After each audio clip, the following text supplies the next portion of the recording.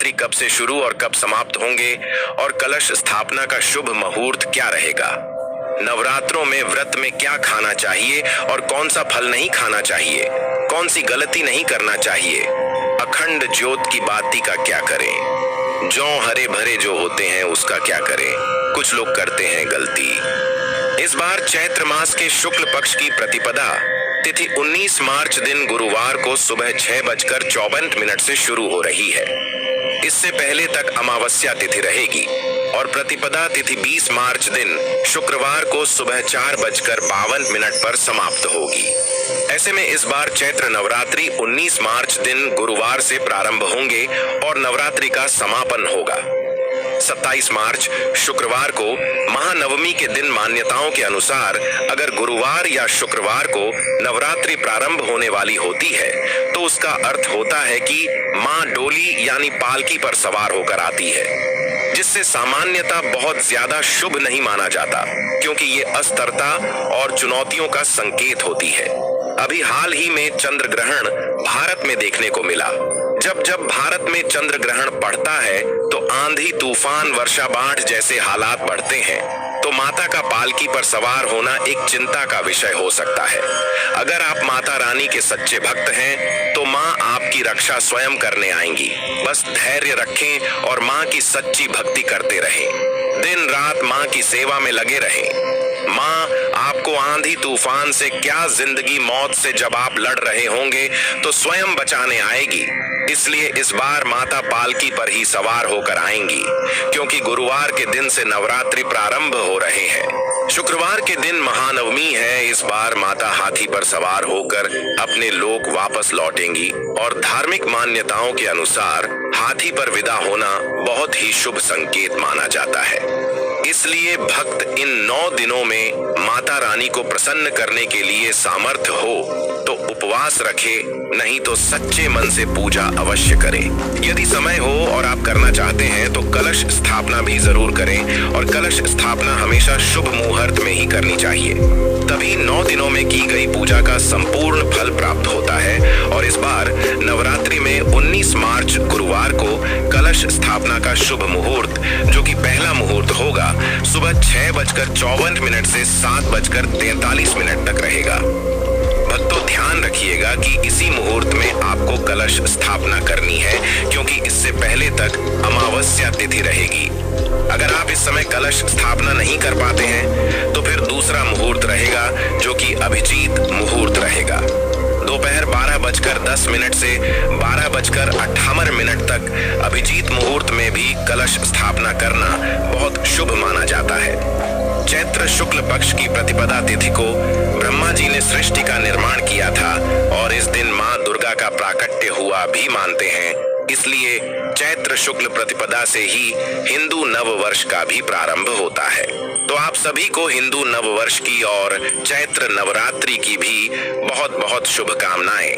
नवरात्रि के 9 दिनों में मां भगवती के इन 9 रूपों की क्रमशः पूजा की जाती है, जिसमें मां शैलपुत्री, मां ब्रह्मचारिणी, मां चंद्रघंटा, मां कुष्मांडा, मां स्कंद माता, मां कात्यायनी, मां कालरात्रि, मां महागौरी और मां सिद्धिरात्रि की आराधना की जाती है। और इन 9 दिनों में मां को 9 अलग अलग विशेष प्रकार के भोग अर्पित किए जाते हैं।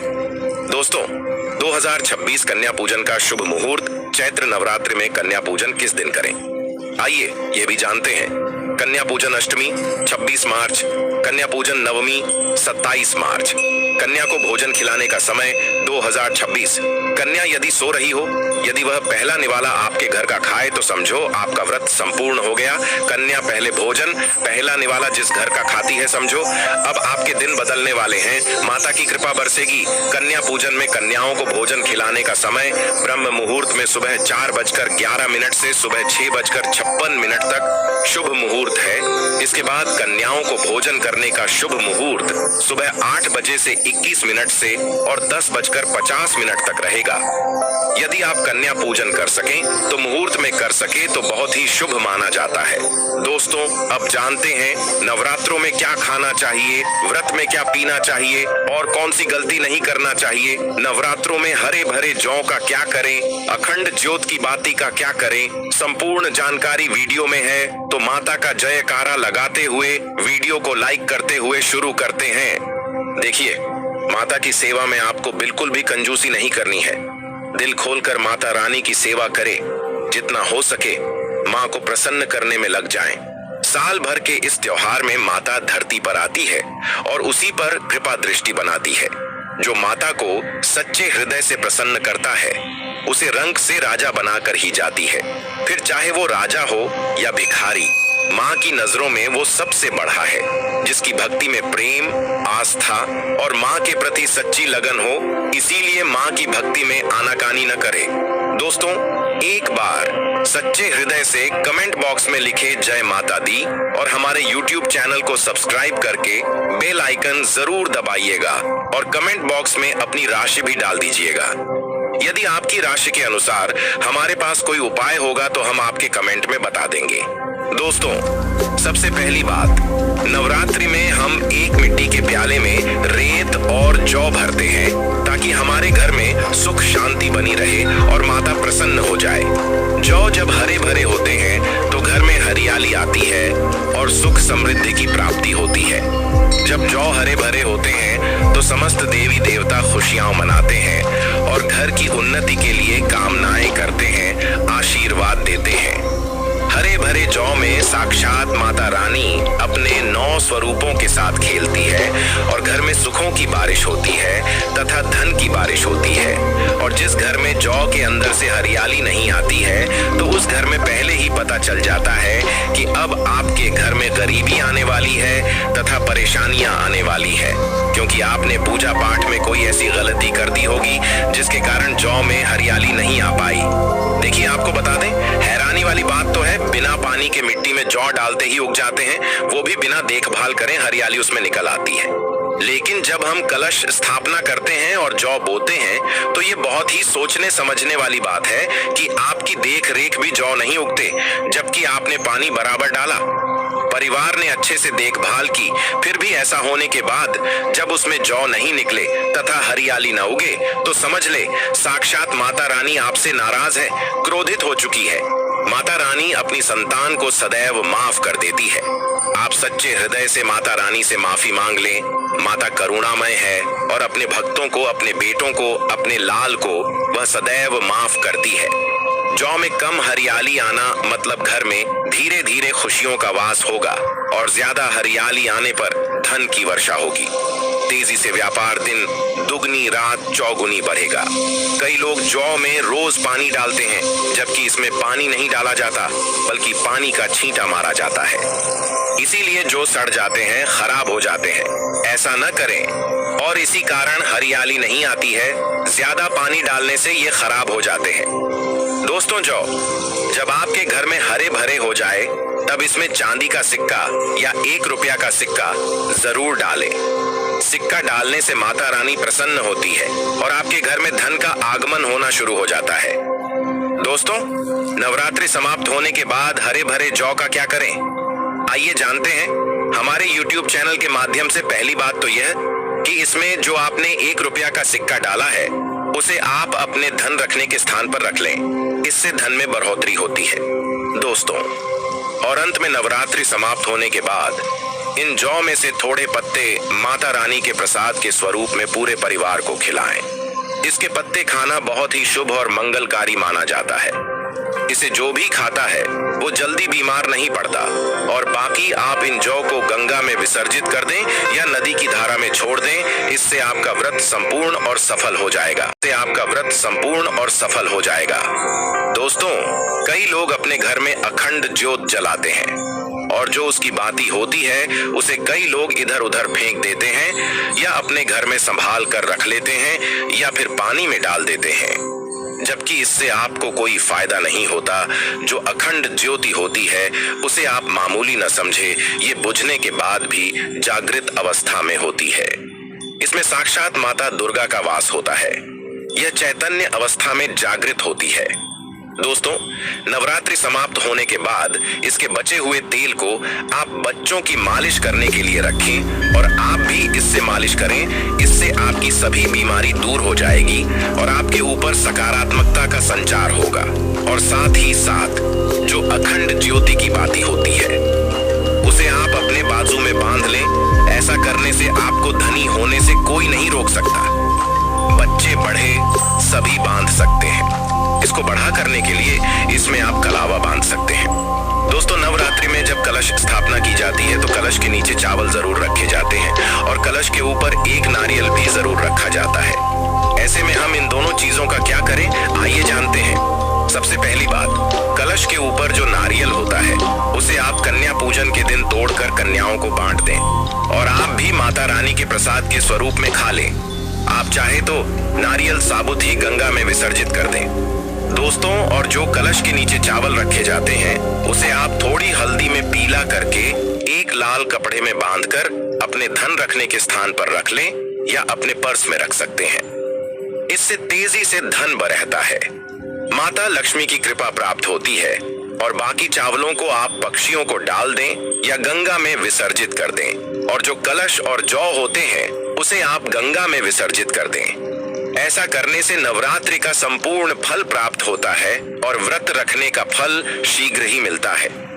दोस्तों, और भूल कर भी ये गलती कभी मत करना। गंगा में कचरा आदि धूप बत्ती के डिब्बे, माचिस की डिब्बी भूल कर भी मत डालना। सड़े गले फूल गंगा में नहीं डालना चाहिए। इससे उल्टा व्यक्ति नरक में चला जाता है और परिवार में गरीबी का वास हो जाता है। गंगा मैया क्रोधित हो जाती है और श्राप देती है। इसीलिए ऐसा घोर पाप कभी मत करना। इसके पीछे एक कथा है। जब गंगा मैया भगवान शिव से शिकायत लेकर पहुंची तब भगवान शिव कहते हैं, जो मनुष्य गंगा को मैला करेगा वह कभी पवित्र नहीं कहलाएगा। वह हमेशा नरक में भटकता रहेगा, उसे मोक्ष प्राप्त नहीं होगा। वह नरक के भांति इसी पृथ्वी लोक में भ्रमण करता रहेगा। इसीलिए गंगा को मैला नहीं करना चाहिए, नहीं तो आपका समस्त पुण्य नष्ट हो जाएगा। आपका पुण्य भूत पिशाच को प्राप्त हो जाएगा। दोस्तों, अगर आपको माता रानी की चुनरी उपहार में मिली है, जैसे जागरण आदि से या किसी पंडाल से या धार्मिक यात्रा से, तो ऐसी माता की चुनरी बहुत ही शुभ मानी जाती है। इससे आपका वैवाहिक जीवन सफल हो जाता है।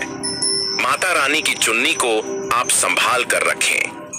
इसे आप करवा चौथ पर या वट सावित्री के व्रत आदि में या किसी पर्व पर, त्योहार में अवश्य पहने।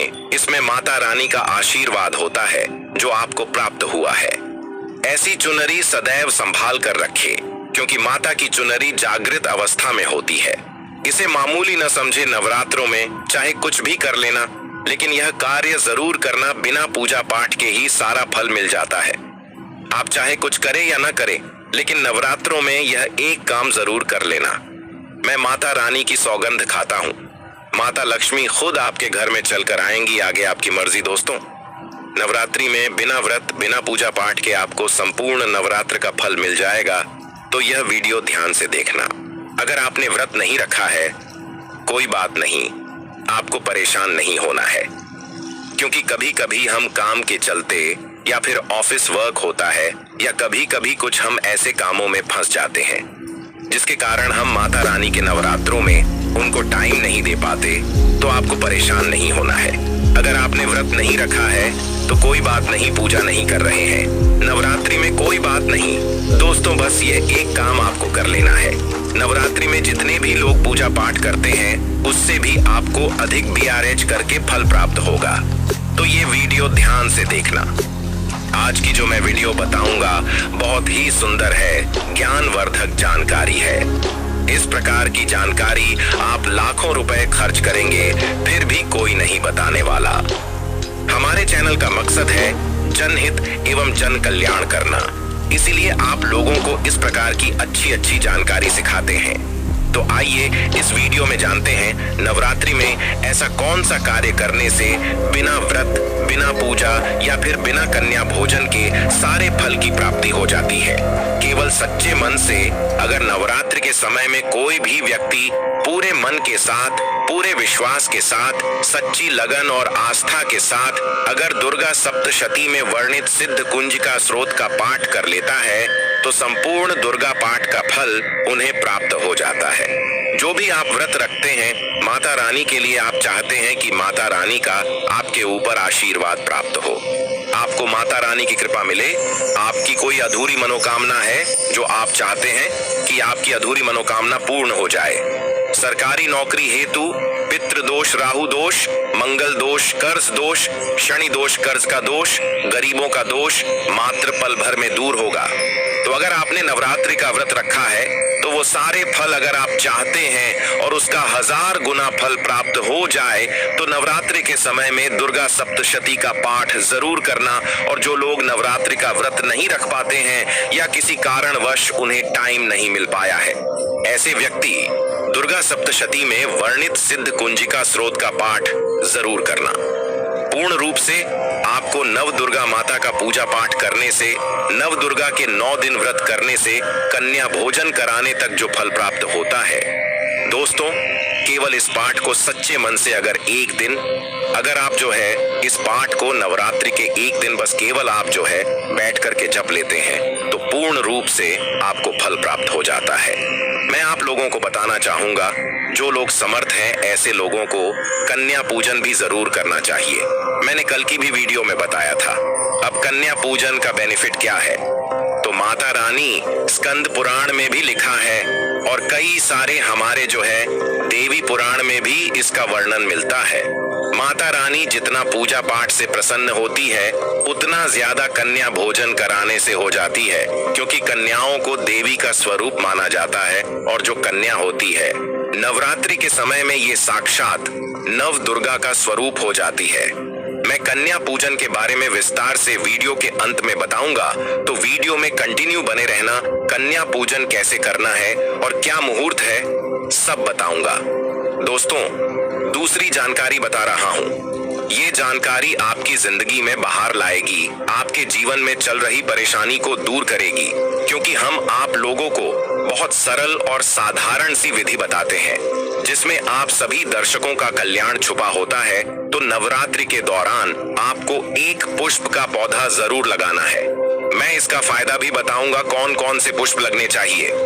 हमारे धर्म शास्त्रों के अनुसार कहा गया है दोस्तों, अगर कोई व्यक्ति मंदिर के किनारे में मदार का पौधा लगा दे, ध्यान से सुनिए, जो सफेद कलर का मदार का पौधा होता है किसी भी मंदिर के किनारे में लगा देते हैं। ये पुष्प वहां पर उपस्थित जो देवी देवता हैं जो मंदिर वास करते हैं, जैसे शिव मंदिर है, शिव मंदिर में मदार का पौधा लगाते हैं तो इसका एक पुष्प अगर कोई भी व्यक्ति चढ़ा दे शिव मंदिर में तो आपको एक स्वर्ण दान के बराबर पुण्य की प्राप्ति होती है। तो मदार का पौधा लगाने से इसमें जो फूल खिलेंगे वो जाकर के देवी देवताओं को चढ़ाए जाएंगे तो उसका आपको पुण्य की प्राप्ति होगी। जो व्यक्ति चढ़ा रहा है उसको आधा फल मिलेगा और आधा फल आपको प्राप्त होना शुरू हो जाएगा। तो मदार का पौधा अगर कोई भी व्यक्ति नवरात्रि के समय में किसी भी शिव मंदिर के या माता रानी का मंदिर में या उनके समीप में जाकर के लगते हैं तो अक्षत पुण्य की प्राप्ति होती है ना। इसमें आपको व्रत करना है ना, पूजा पाठ करने की जरूरत है, बस आप जो है कोई भी फूलों का पौधा लगा सकते हैं।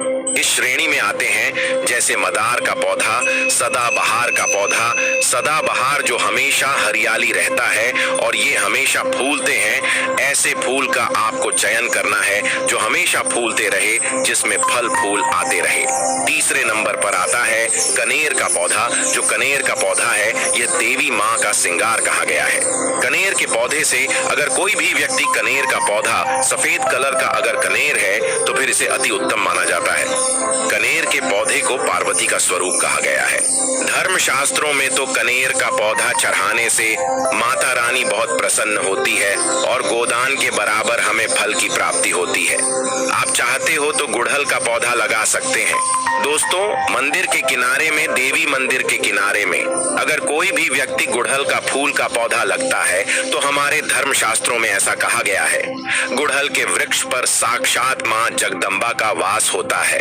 जी हाँ, यह मैं कोई हवा में हवाई बात नहीं कर रहा हूँ, प्रमाणित बात कर रहा हूँ। धर्म शास्त्रों में भी लिखा है, आप माता रानी को 56 भोग लगाएं या न लगाएं, कोई श्रृंगार का सामान चढ़ाए या न चढ़ाए, इससे कोई फर्क नहीं पड़ता।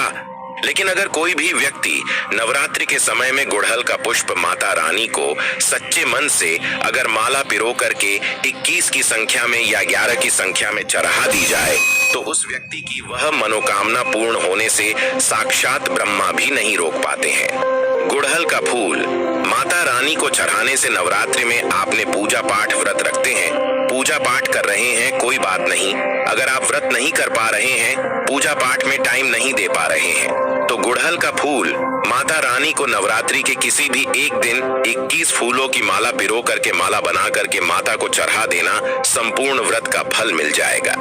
आपने नवरात्रि का व्रत रखा हो या न रखा हो, इससे कोई फर्क नहीं पड़ता।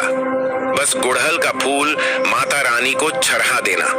तो ऐसा कहा गया है, कोई व्यक्ति अपने जीवन काल में अगर नवरात्रि के समय में गुड़हल का पौधा लगा देता है और इस पौधे में फूल आना शुरू हो जाते हैं और ये फूल अगर देवी देवताओं को चढ़ना शुरू हो जाते हैं तो माता रानी आजीवन आपकी बिल्कुल ही मदद करेंगी, आपके ऊपर अपनी कृपा बरसाएंगी, आपको अपना पूर्ण आशीर्वाद देंगी और जब तक आप इस संसार में जिएंगे कभी भी निर्धन नहीं रहेंगे। ऐसे में आप अष्टमी और नवमी को इन दोनों तिथियां में कन्या पूजन अवश्य ही करें। कन्याओं को भोजन अवश्य खिलाएं। शास्त्रों में 9 दिनों के नवरात्रि को बहुत ही शुभ और मंगलकारी माना जाता है और वहीं 8 दिनों के नवरात्रि को अच्छा नहीं माना जाता। दिनों के नवरात्रि को अच्छा नहीं माना जाता। ऐसे में 10 दिनों के नवरात्रि बहुत ही शुभ माने गए हैं। शास्त्रों के अनुसार नवरात्रि के दिनों में माता रानी का पूजन करने से, कन्या पूजन करने से माँ अभय वरदान प्रदान करती है। कुंडली में जो कष्ट होते हैं उन्हें ठीक कर देती है। श्रीधर की तरह ही सच्चे हृदय वाले व्यक्ति के सभी कष्टों का निवारण माँ शीघ्र ही करती है।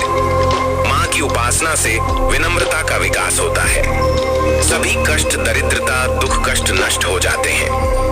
नवरात्रि में माता रानी का व्रत और पूजन किया जाता है, लेकिन नवरात्रि के दौरान सबसे ज्यादा महत्व होता है कन्या पूजन का। दोस्तों, कन्या रानी जो होती है फूल की पंखुड़ियों की तरह नाजुक होती है। कन्या पूजन सर्वप्रिय और श्रेष्ठ है। कन्या के रूप में स्वयं जगदम्बा देवी, माता वैष्णव 9 देवियां अर्थात समस्त ब्रह्मांड इनके शरीर के कण कण में वास करते हैं।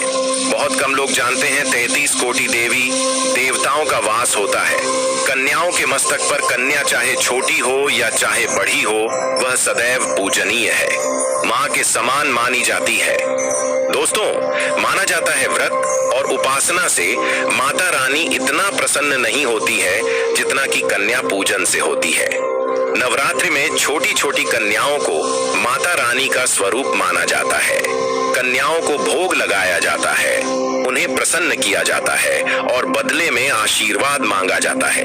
कन्याओं को प्रसन्न करने के लिए गिफ्ट आदि उपहार वगैरह दिए जाते हैं। माना जाता है अगर कन्याओं को कोई भेंट दी जाए और वो उसे खुशी खुशी स्वीकार कर ले तो इसका मतलब है माता रानी अर्थात माता वैष्णो ने वो भेंट स्वीकार कर ली जिन पर कन्याएं प्रसन्न होती हैं। तो समझो उन्हें माता रानी का आशीर्वाद मिल गया और माता रानी की कृपा से उन्हें मुंह मांगा वरदान प्राप्त होता है। कन्या पूजन कोई मामूली पूजन नहीं होता। समस्त ब्रह्मांड में जो पूजा होती है उनसे बढ़कर कन्या पूजन को माना जाता है। 10 बार गंगा स्नान करने से और 100 बार यज्ञ करने से तथा 1000 बार यात्रा करने से जो पुण्य मिलता है वह मात्र एक बार कन्या पूजन करने से करोड़ों गुना फल भक्त को मिल जाता है। दोस्तों, इसीलिए कहा जाता है कि कन्याओं को सताना नहीं चाहिए, इससे समस्त ब्रह्मांड हिल जाता है। कन्याओं की जितनी सेवा की जाए कम ही होती है। कन्याएं कोई मामूली नहीं होती। कन्या के रूप में स्वयं उनके मस्तक पर विराजमान होकर स्वयं देवी चलकर आपके घर तक आती है। नवरात्रि में 2 साल से लेकर 10 साल तक की कन्या का पूजन होना चाहिए। अष्टमी अथवा नवमी को कन्याओं के पैर धोकर उन्हें भोजन कराना, उपहार आदि देना श्रेष्ठ माना जाता है। यह दुर्लभ माना जाता है। ऐसा मौका कभी हाथों से नहीं जाने देना चाहिए। इस दिन जितना ज्यादा हो सके कन्याओं को हाथ पकड़कर, पैर पकड़कर अपने घर तक लेकर आए। दोस्तों, वीडियो में आगे बढ़ने से पहले आप अपनी राशि भी कमेंट बॉक्स में जरूर डाल दीजिएगा। यदि हमारे पास कोई उपाय होगा तो वह हम आपके कमेंट के रिप्लाई में बता देंगे। कोई भी राशि के अनुसार अगर उपाय करता है तो माता वैष्णो बड़ी प्रसन्न होती है और ऐश्वर्य धन प्रदान करती है, माला माल बना देती है। इसीलिए राशि कमेंट में जरूर छोड़े और हाँ, माता रानी को एक लाइक जरूर करें। लाइक करने में कंजूसी न करें। दोस्तों, कैसे करें कन्याओं का स्वागत? कन्या जब आपके घर आए तब सभी के पैरों को दूध और पानी से उनके पैरों को धुलना चाहिए। खासकर मर्दों को कन्याओं के पैर अवश्य धोने चाहिए। इससे मैया वैष्णो प्रसन्न होती है। दोस्तों, फिर उसके बाद कन्याओं को किसी साफ जगह पर जमीन पर कपड़ा बिछाकर बैठाना चाहिए। उनके माथे पर अक्षत, फूल और कुमकुम लगाना चाहिए। फिर उसके बाद भोजन ग्रहण करवाना चाहिए। लेकिन हमेशा याद रहे, कन्याओं की थाली में 3 पूरियां कभी न रखें। इसे शुभ नहीं, घोर अशुभ माना जाता है। 3 पूरियां तथा 3 रोटियां मरने वाले व्यक्ति के लिए निकाली जाती है और जेल में कैदियों के लिए दी जाती है। ऐसे में कन्याओं को उनकी थाली में 3 पूरी कभी न दे, लेकिन 12 करके पूरियां दे सकते हैं। इससे 3 संख्या बढ़ जाती है और दोष भी नहीं लगता। दोस्तों, कन्याओं को खाना खिलाने के बाद अंतिम में कन्याओं के सर पर लाल चुनरी उड़ना चाहिए और भोजन में आपको खीर, पूरी, हलवा, चना तथा आलू की सब्जी, छोले वगैरह की सब्जी खिलानी चाहिए। पनीर आदि भी खिलाया जा सकता है। वैसे माता रानी का प्रिय भोजन खीर, हलवा, पूरी और छोले आदि ही है, लेकिन भूल से भी लहसुन और प्याज का इस्तेमाल कभी न करें, अन्यथा अनर्थ हो जाएगा। अक्सर कई लोग कन्याओं को कुरकुरे का पैकेट, चिप्स वगैरह का पैकेट खिलाते हैं, जो कि घोर अनर्थ माना जाता है, क्योंकि इसमें लहसुन प्याज का इस्तेमाल होता है, जिसके कारण आपका व्रत खंडित हो सकता है। माँ दुर्गा क्रोधित हो सकती है। जहां आपने 9 दिनों तक लहसुन प्याज का परहेज किया, लेकिन आपकी एक गलती पूरे व्रत को खंडित कर सकती है। इतना भी नादान नहीं बनना चाहिए कि माता रानी रुष्ट हो जाए और कन्याओं को भी अशुद्ध होना पड़े। कन्याओं को डब्बा बंद कोई भी ऐसी चीज न खिलाए जिसमें लहसुन प्याज होता है। कई चीज तो ऐसी होती है मार्केट में जिसके अंदर लहसुन प्याज का इस्तेमाल होता है। ऐसा आप कभी मत करना। दोस्तों, कई लोग कन्या पूजन में खाना घर पर नहीं बनाते और मार्केट से रेडीमेड लाकर ही खिलते हैं तथा दही जलेबी भी खिलाते हैं, जो कि शुभ नहीं माना जाता। दोस्तों, ऐसा खाना वो लोग खिलाते हैं जिनके घर में मान लीजिए कोई दुर्घटना आदि हो गई है, या घर में कोई बीमार है, या कोई मुसीबत है, तब वो ऐसा करते हैं। लेकिन अगर आप स्वस्थ हैं, आपको कोई पीड़ा नहीं है, तो ऐसा भूल कर भी नहीं करना चाहिए। माता रानी दही जलेबी नहीं, आपके हाथों का बना भोजन खाना चाहती है। आपका प्यार चाहती है, फिर चाहे आप घर में एक ही पूरी क्यों न बनाएं, माता के लिए आप स्वयं ही अपने हाथों से माता रानी को भोजन खिलाएं। देखिए, भले ही आप दही जलेबी खिला सकते हैं, परंतु माता को घर का बना हुआ शुद्ध भोजन ही अति प्रिय है। खासकर नवरात्रों के दौरान घर में पक्का खाना अवश्य बनाना चाहिए। माता रानी बहुत प्रसन्न होती है। घर का बना पका खाना ही कन्याओं को खिलाना चाहिए। हमेशा याद रखें, कन्याओं को प्लास्टिक के बने धोने में खाना नहीं खिलाना चाहिए। ऐसे बर्तन पूजा पाठ के लिए शुभ नहीं, अशुभ होते हैं, क्योंकि प्लास्टिक के ज्यादातर बर्तन जो होते हैं जानवरों की हड्डियों द्वारा बनाए जाते हैं। इसीलिए ऐसा पाप मत करना। कन्याओं को हमेशा स्टील के बर्तन या पत्तों से बने बर्तनों में ही भोजन करना चाहिए। बहुत ही शुभ माना गया है। अगर पेड़ के पत्ते में भोजन कराते हैं तो माता अभय वरदान प्रदान करती है। दोस्तों, एक और बात हम आपको बताने वाले हैं कि यदि नवरात्रों के समाप्त होने के बाद यदि बीच में कन्या पूजन में शुक्रवार का दिन पड़ जाए तो कन्याओं को कोई भी खट्टी चीज नहीं खिलाना चाहिए, क्योंकि शुक्रवार का दिन माता संतोषी को समर्पित होता है और माता संतोषी नवरात्रों के दिनों में सक्रिय अवस्था में होती है, यानी वो भी 9 देवियों के साथ में आपके घर में आती है। इसीलिए कन्याओं को भूल कर भी शुक्रवार का दिन अगर पड़ जाए तो खट्टी चीज घर में नहीं बनाना चाहिए और कन्याओं को भी खट्टी चीज नहीं खिलाना चाहिए। घोर पाप लगेगा आपका, किया कराया सब बर्बाद हो सकता है। खट्टी चीजों से माता संतोषी रुष्ट हो सकती है, चिढ़ सकती है, आपको श्राप दे सकती है। इसीलिए नादान न बने। दोस्तों, भोजन कराने के बाद कन्याओं की थाली में 1 लौंग जरूर रखना चाहिए, क्योंकि लौंग देवी शक्ति तथा दुर्गा माँ को बहुत प्रिय है। लौंग माता शक्ति का प्रतीक होती है। लौंग में नव दुर्गा का वास होता है। इन 9 दिनों में माता रानी को लौंग का भोग ही लगाया जाता है, तो खाना खाने के बाद कन्याओं को लौंग अवश्य अर्पित करें। माता रानी को अमृत से बढ़कर लौंग प्रिय है, इसीलिए कन्याओं को थाली में चुपचाप एक लौंग जरूर रख दे, आपका भाग्य चमक जाएगा। माता लक्ष्मी आपके जीवन में धन की कोई भी कमी नहीं होने देंगी। दोस्तों, आपको बता दें, कन्याओं को उपहार में क्या दें। कन्याओं को खुश करने के लिए उनकी थाली में दक्षिणा डालें, ताकि आपके घर में संपन्नता बनी रहे तथा धन की कोई भी कमी न हो। कन्या जब आपके घर से खुशी खुशी धन लेकर जाती है, तो वह भी आपको खुशी खुशी कई गुना आपको धन प्रदान करती है। इस समय कंजूसी मत करना, खुशी खुशी कन्याओं को धन अवश्य देना।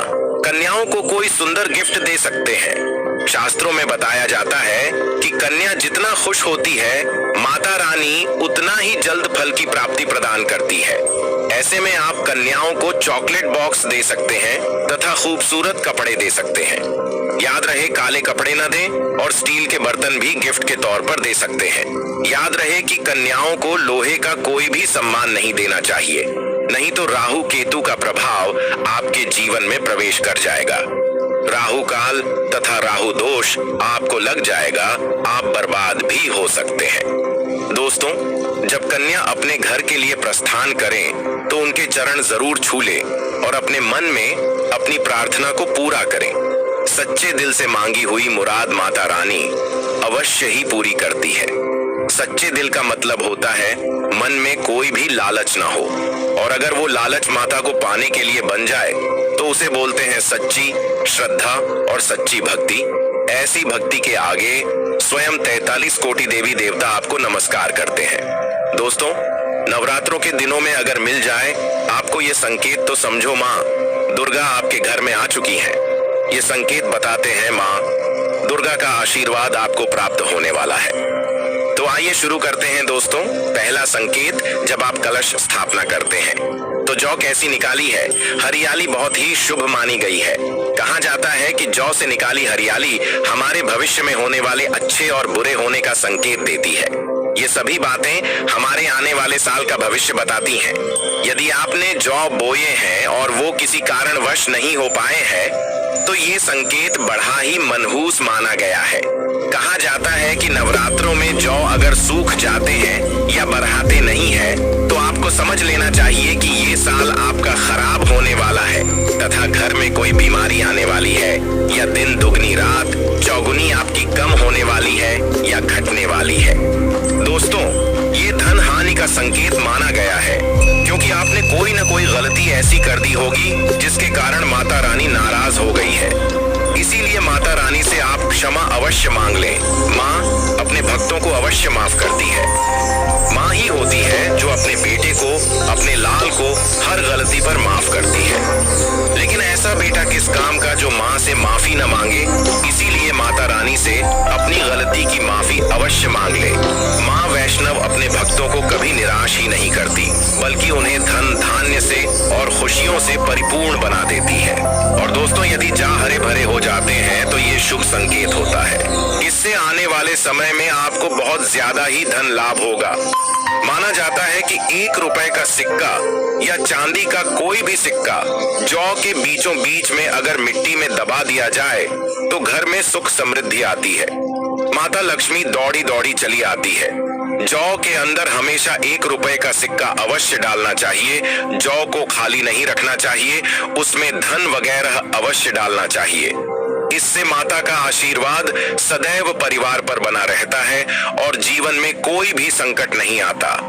खाली जौ मतलब धन भी खाली, खुशियां भी खाली ही मिलेंगी।